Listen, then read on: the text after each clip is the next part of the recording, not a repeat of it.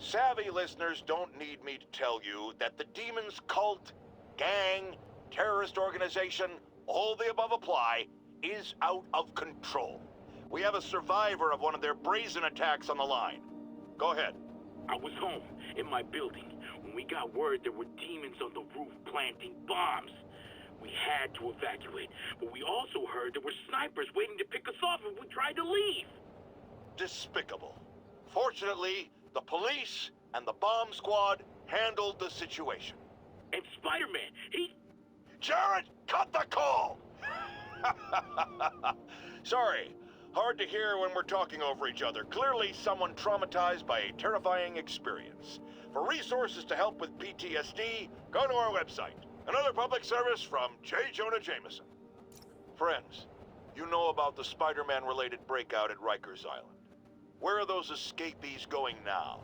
To your neighborhood! Our next caller witnessed it personally. Please, tell us. I was just coming back from the store when a swarm of guys in prison jumpsuits came out of nowhere, like a pack of wolves. Robbing, beating, looting. Lucky for us, Spider-Man took them down. Yes, well, you know how criminals are. Rival factions and all. He didn't want the competition. Competition? Spider-Man didn't steal anything. That you know of. Next caller! I've expressed my concern with Sable International's heavy-handed tactics. Our next caller witnessed them firsthand. Tell us what happened. A bunch of us were protesting Sable, standing up for our rights like you always say, and suddenly they just start beating on people and arresting us for no reason. This is always the risk of giving anyone too much power. They abuse it. Be aware that if you stand up to them, there may be consequences. It's up to you whether that's a risk worth taking. For me, clearly it is. The crazy thing was, Spider-Man set us free. Yes, well that's what happens when the supposed authorities start breaking the law. Next to them, other lawbreakers don't seem so bad. Thanks for calling. We're out of time. Folks, you know I'm not one to promote conspiracy theories. Except ones I think are worthy of further discussion, like this one. I've heard reports of Spider-Man hovering around radio towers. At first, I thought he was sabotaging them. But a far more alarming possibility came to mind. In his misguided delusion that he is protecting us, is he hacking into all our conversations? Business deals, credit card transactions, those personal calls with the wife when you're on a long, lonely book tour. I mean, when one is on a book tour, I wasn't talking about myself. I don't do that sort of thing, and anyone who thinks they have recordings of me doing it is wrong. As you probably heard, Spider-Man stopped the crime boss Hammerhead's thugs from robbing the Museum of Contemporary Art. Good for him, right? Wrong! They nearly demolished the place and everything in it. They were shooting rocket launchers indoors. See, even if you assume good intentions, which I do not, this is the problem with Spider-Man. He escalates every situation into an apocalyptic disaster. What good is it to save the art from being stolen if you blow it up? Now, I realize this is pretentious, navel-gazing modern art. Soup cans and ink splatters that look like they were splashed on by a drunk elephant. But I'm not an art critic. I just know what I don't like. And I do not like that webbed menace trashing our public spaces! If you followed my career, and of course you have, you know I notched my first big bylines covering the Maggia crime families. The media's declared them dead more than once, but not unlike cockroaches, they always come back, just like they're doing now. I hear people make excuses for them. They're not so bad. They follow rules, unlike the demons or the cartels. Ha! And that's true. Until they go to war with each other. Then bullets fly, cars explode, horses lose their heads. And my Jonah sense tells me there's a gang war brewing. So hold on to your cannolis, folks. Come on, Jared, that's not an ethnic slur. I like cannolis. The Maggia, a syndicate of crime families. Symbols of a bygone era. Don Fortunato, Don Cicero, Don Macchio, just to name a few. And of course, that metal-domed lunatic, Hammerhead. Criminals, but ones who follow a code. Better than most, right? Wrong! They toss their code out the window the second it's inconvenient, because a criminal is a criminal, and they are, by definition, cowards, lowlifes, and scum. I brought down the Maggia virtually single-handed in the 80s and early 90s, and let me tell you right now, I stand ready to do it again. I am not afraid of them, not one bit. You want me? Come and get me. That's all the time we have. Jared, go start the car. No, I'm the boss, and I say you do it. Oh, stop crying. Guess who's confirmed to be back in town? That feline felon, the Black Cat. Seems she led Spider-Man on a merry chase before getting away. Ever notice how that happens a lot with him and her? Funny how he can hold on to a dinosaur man or a human rhino with no problem, but a mere slip of a girl gives him so much trouble. Look, it's not that long ago when I was a young man myself. I get it. And I said a gams, a shapely derriere, a few batted eyelashes, and a hormone-addled youth can easily get hornswoggled, which is exactly why Spider-Man has no business handling this. Leave it to the professionals. We have lady police officers now. Maybe this is a chance for them to prove they're as good as men, which I have no doubt about, but there are less forward-thinking people out there. The internet's rife with footage of Spider-Man chasing the Black Cat across the rooftops. And apparently, there are hordes of young people cheering them on. They're called shippers. No, that has nothing to do with boats. It's short for relationship. As in, they really want Spider-Man and the Black Cat to be together romantically. Or they really don't. And they have quite intense arguments about it. Flame wars, I believe, is the term. You know, in my day, we didn't have time for flame wars about shipping. You know why? Because we had jobs. So here's J Jonah Jameson's public service announcement to our youth. You're into shipping? Join the Navy! Bar fights are nothing new in this town. But the one that cleared out the Blackwing Tavern wasn't just your typical beer-fueled brawl.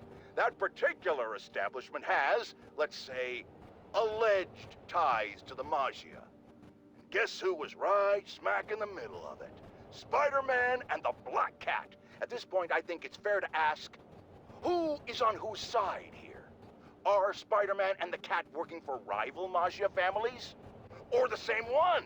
Or, and remember, I always think 10 steps ahead, are they starting their own family? Huh? Huh?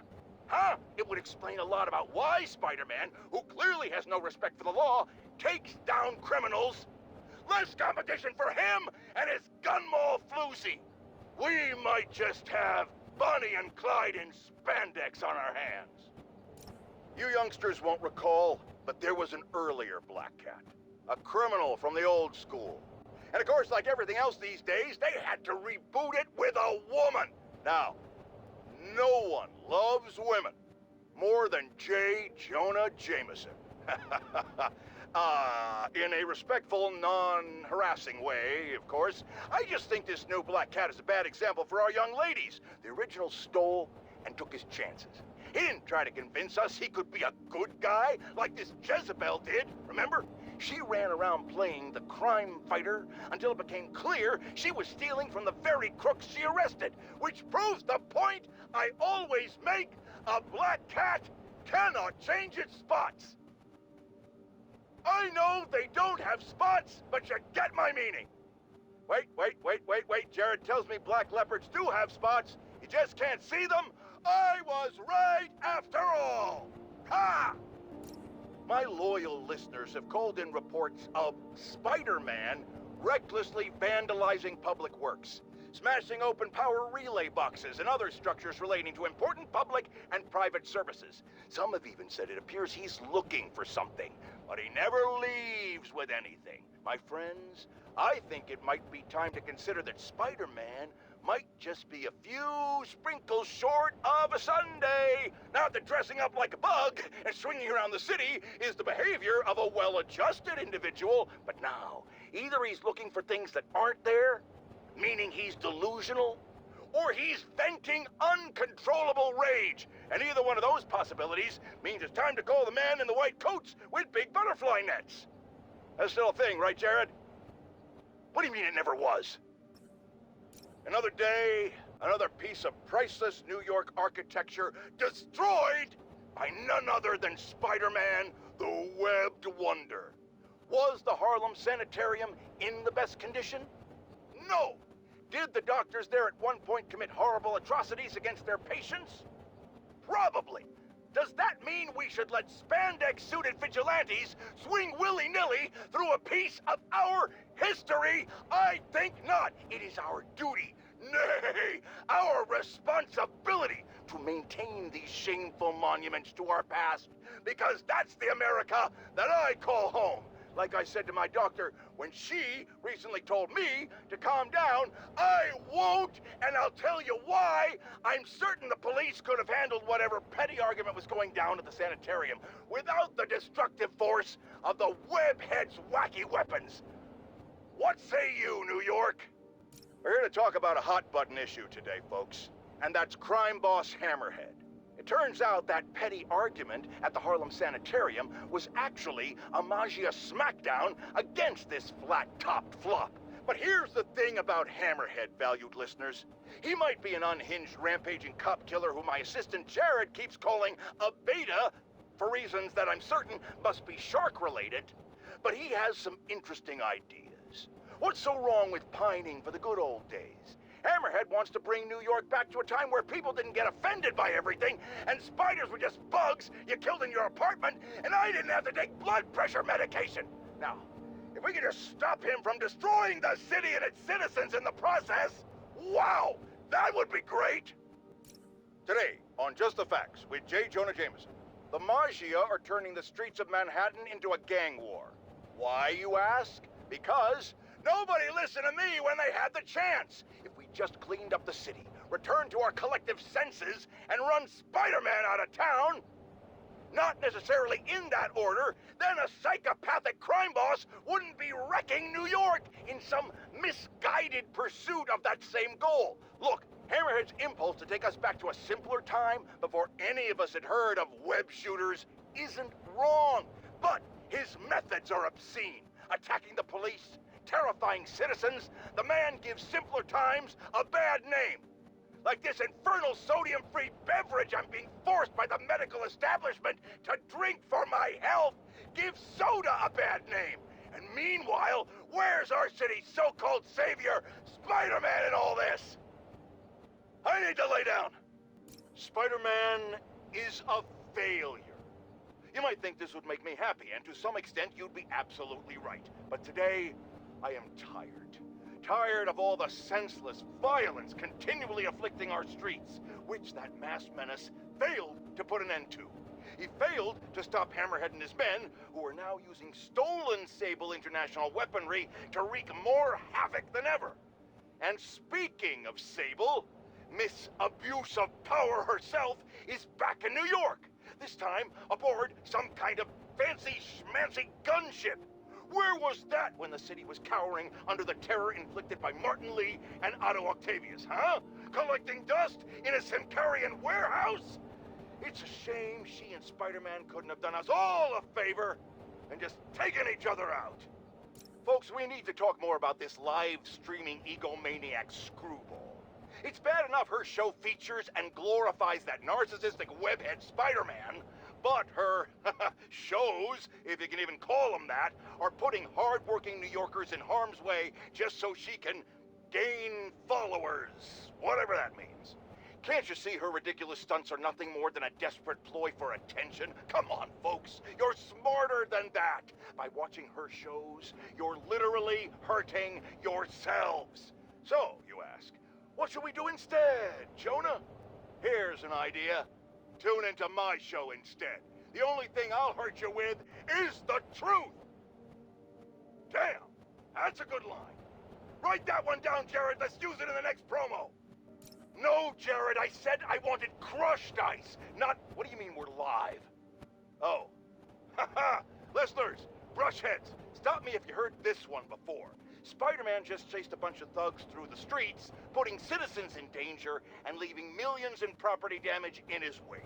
And this time, he had a little help from a certain silver-haired vigilante who turned the financial district into her own personal shooting gallery with a flying death machine. But that's not the worst of it, folks. Oh no. What could be worse, you ask? The traffic, the gridlock. It was so bad that yours truly missed a very important dental appointment. Now I have to wait 6 months for the next opening. How many other people miss dental appointments because of this? Dozens? Hundreds? Thousands? Which of course leads us to the obvious conclusion. Spider-Man causes tooth decay.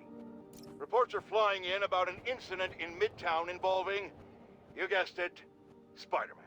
It's the same old story, same old menace. But here's a terrifying little wrinkle. My sources tell me that the Maggia crime boss Hammerhead has now gone, and I quote, full cyborg. First we have robotic octopuses, and now a mech'd up Maggia?